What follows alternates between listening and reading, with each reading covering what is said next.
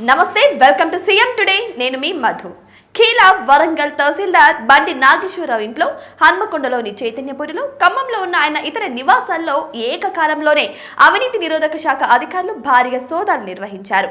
ఈ సోదాల్లో ఆయనకు సంబంధించిన పలు ఆస్తులు, ముఖ్యమైన డాక్యుమెంట్లు, బ్యాంకు లావాదేవీల పత్రాలు ఏసీబీ అధికారులకు లభ్యమయ్యాయి.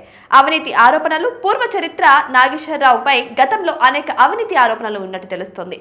ముఖ్యంగా ఆయన హసన్పట్టి, కాజీపేట మండలాల్లో పనిచేసినప్పుడు భూముల రికార్డులో మార్పులు, అక్రమ రిజిస్ట్రేషన్ల విషయంలో అవినీతికి పాల్పడినట్లుగా ఫిర్యాదులు అందాయి. ఈ ఫిర్యాదుల ఆధారంగా ఏసీబీ అధికారులు గత కొన్ని నెలలుగా నాగేశ్వరరావు కదలికలు, ఆర్థిక లావాదేవీలపై నిఘా ఉంచారు. ఈ నిఘాలో భాగంగానే ఈరోజు ఈ దాడులు జరిగినట్టు తెలుస్తోంది. ఇక సోదాలో లభ్యమైనవి ఉదయం నుంచే ఏసీబీ అధికారులు బృందాలుగా విడిపోయి నాగేశ్వరరావు నివాసాలపై ముమ్మరంగా దాడులు నిర్వహించారు. ఈ సోదాల్లో ఆయన బంధువులు, బినామీల పేరుతో ఉన్న ఆస్తుల వివరాలు, విలువైన బంగారు ఆభరణాలు, భారీ మొత్తంలో నగదు, బ్యాంకు ఖాతా పుస్తకాలు, స్థిరాస్తులకు సంబంధించిన డాక్యుమెంట్లు స్వాధీనం చేసుకున్నారు.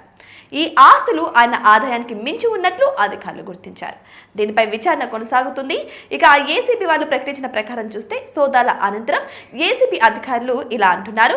మాకు అందిన ఫిర్యాదుల మేరకు తహసీల్దార్ బండి నాగేశ్వరరావు ఇళ్లలో సోదాలు నిర్వహించాం.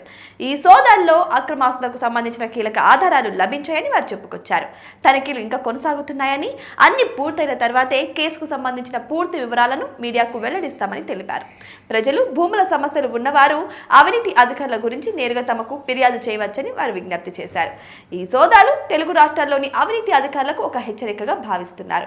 ఈ కేసు విచారణ పూర్తయితే మరికొన్ని వివరాలు వెలుగులోకి వచ్చే అవకాశం అయితే ఉంది. ఇక నాగేశ్వరరావే కాకుండా ఇటువంటి వారు కూడా ఎంతో మంది ఉన్నారు.